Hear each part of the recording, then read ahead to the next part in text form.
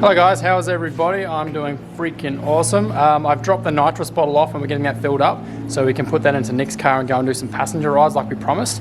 We've got some GoPros that we're going to put in the car and you'll be able to see the reactions of people. It's going to be awesome. I actually shit bricks every time I go in that car, so it's going to be a good laugh. We're going to get also the GT to verse Nick. We also said we're going to do a power skid comp, so this is going to be hilarious as well. But for now, we have some awesome news. One of our friends has donated some engine bits to us, so I'm going to show you that now.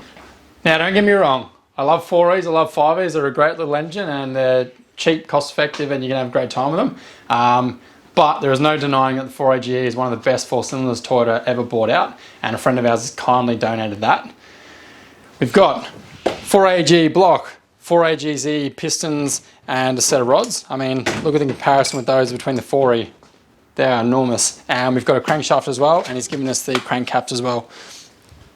So when you look in comparison with this, we've got a 4E here. And then the 4AG, it's a lot bigger. These blocks are known to make a shitload more power. This is a 1.6 litre, and then obviously the 4 is just a 1.3. The main difference here is the bore and stroke, but overall block size, like, it's enormous how much bigger it is.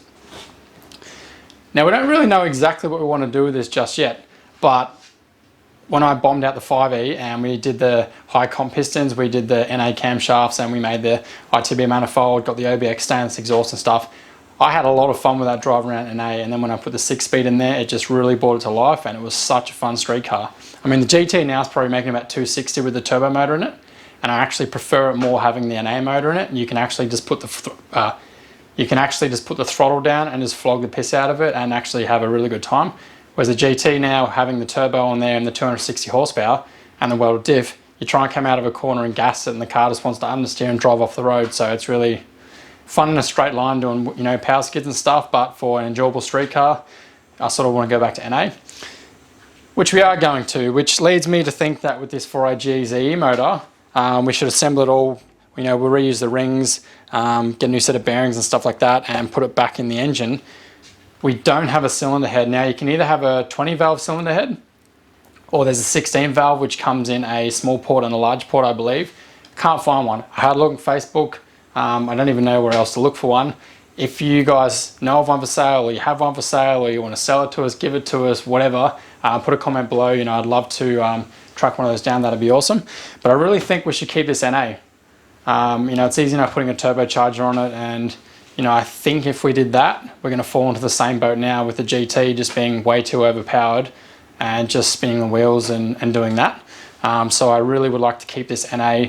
You know, maybe we'll get some big camshafts for it. I'll make an ITB manifold and stuff like that. I think I'm going to have a lot more fun with that.